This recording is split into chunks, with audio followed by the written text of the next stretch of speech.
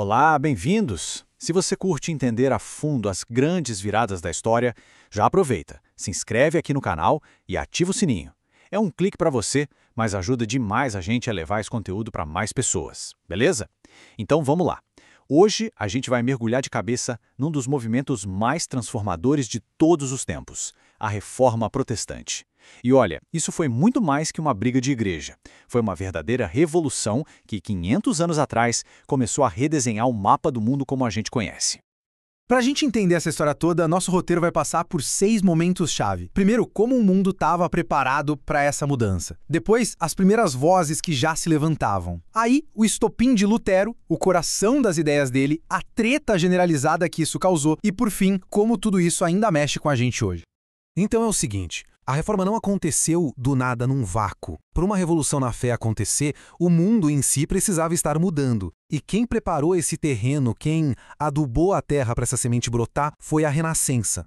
Pensa na Renascença como um terremoto cultural que abalou tudo. Na economia, uma nova burguesia começou a ganhar grana e poder, tirando o monopólio da igreja. Na política, gente como Maquiavel começou a dizer, olha, uma coisa é o poder do rei, outra é o poder da igreja. Na ciência, então, nem se fala. A Terra não era mais o centro do universo. Nas artes, o foco saiu do exclusivamente sagrado. E, o mais importante para a nossa história, na religião, as pessoas começaram a querer ler a Bíblia com os próprios olhos, sem precisar de um intermediário. O caso de Copérnico é perfeito para ilustrar isso. Quando ele sugeriu que a Terra girava em torno do Sol, e não o contrário, ele não estava só falando de astronomia. Ele estava dando um soco no queixo de uma visão de mundo onde a igreja era o centro de tudo. A ideia era tão, mas tão perigosa que ele só teve coragem de publicar seu livro no leito de morte. E é por isso que é fundamental entender que Martinho Lutero não foi um raio em céu azul. Ele foi, na verdade, o clímax, a gota d'água de mais de um século de insatisfação. Vamos conhecer rapidinho as vozes corajosas que vieram antes dele. Bem antes de 1517 já tinha gente comprando briga. Lá na Inglaterra, John Wycliffe defendia que a Bíblia precisava ser traduzida para o povão entender. Depois, na Boêmia, que hoje é a República Tcheca, John Hus foi na mesma linha, criticando os luxos e os desvios da igreja. E na Itália, Girolamo Savonarola bateu tão forte na tecla da corrupção que acabou queimado na fogueira. Eles foram deixando um rastro de resistência. E essa sensação de que a mudança era inevitável foi dita da forma mais profética e dramática possível por John Hus. Enquanto ele morria na fogueira, suas últimas palavras foram um aviso. 100 anos depois, na Alemanha, um cisne chamado Martinho Lutero começou a cantar. E esse, de fato, ninguém conseguiu calar. Certo. Então chegamos ao momento-chave.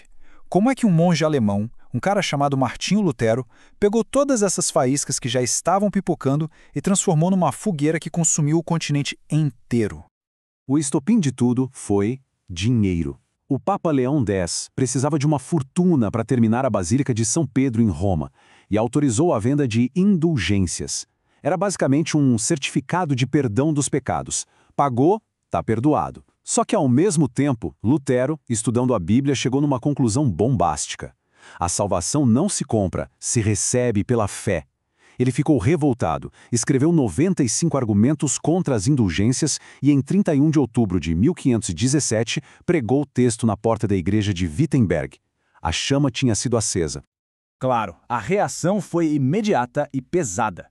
4 anos depois, Lutero foi convocado para uma Assembleia Imperial, a Dieta de Worms, e a ordem foi clara: retire o que você disse.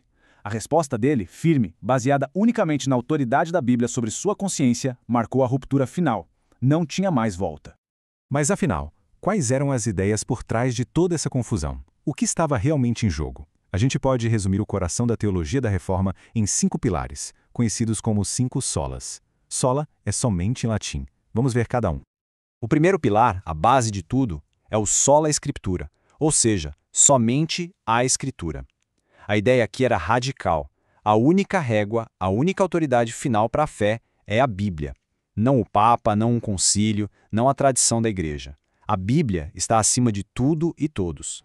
Se a Bíblia é a autoridade, o que ela diz sobre como alguém é salvo? Aí vem o segundo pilar, sola fide, somente a fé. Isso significa que a salvação não é conquistada por boas obras ou por merecimento. Ela é recebida unicamente pela fé em Cristo. Pensa na fé como uma mão vazia, que apenas recebe um presente. Isso nos leva direto ao terceiro pilar, que explica a origem desse presente. Sola gratia, somente a graça. Ou seja, a salvação não é só recebida pela fé. Ela é, em essência, um presente que a gente não merece. Não é um salário que Deus nos paga, é um dom gratuito, que vem da pura graça dele. Ok, é um presente de graça recebido pela fé. Mas como esse presente chega até nós? Pelo solus Christus, somente Cristo. Para os reformadores, Jesus é o único mediador, a única ponte entre Deus e a humanidade. Não há necessidade de outros intermediários. A conexão é direta, através de Cristo. E por fim, tudo isso deságua no quinto pilar, que é o propósito de tudo. Soli Deo Gloria. Glória somente a Deus. O objetivo final da salvação e da vida não é o ser humano, mas a glória de Deus. O holofote da história não está em nós, mas nele. Agora, você pode imaginar, essas ideias, impulsionadas pela recém-inventada imprensa de Gutenberg, se espalharam como fogo em palha seca. E a reação do poder estabelecido foi igualmente forte. A Europa mergulhou em um dos seus períodos mais sangrentos. A resposta oficial da Igreja Católica veio no Concílio de Trento, e foi um confronto direto, onde a Reforma dizia somente a Escritura, a Contra-Reforma reafirmava Escritura e tradição. Onde a Reforma dizia somente a fé, a resposta foi fé e obras. Era um verdadeiro cabo de guerra teológico e cada lado puxou com toda a força que tinha. E esse cabo de guerra, infelizmente, não ficou só no campo das ideias. O custo humano foi assustador. Um dos exemplos mais trágicos foi o massacre da Noite de São Bartolomeu, na França, onde se estima que 70 mil protestantes foram mortos. 70 mil, um número que mostra o preço terrível que se pagou por essas convicções. Tá, mas por que essa história toda, de 500 anos atrás, ainda importa? Porque os ecos da Reforma estão por toda a parte.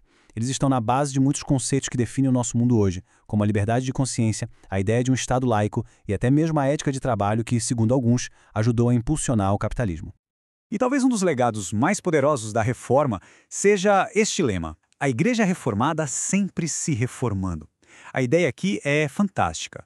Não se tratava de criar uma nova estrutura perfeita e imutável, mas de começar um processo de constante autoavaliação, de sempre voltar às Escrituras para corrigir a rota. É um chamado à humildade e à mudança contínua. A Reforma nos mostra de forma muito clara que uma ideia pode, sim, mudar o mundo. Ao colocar a consciência de cada pessoa diretamente diante de Deus, ela plantou a semente do individualismo moderno. Ao desafiar o poder da Igreja sobre os reis, ela abriu caminho para a separação entre Igreja e Estado. E isso nos deixa com uma pergunta para pensar. Se aquelas ideias transformaram o mundo de forma tão profunda, quais são as ideias de hoje que têm o poder de moldar o nosso futuro?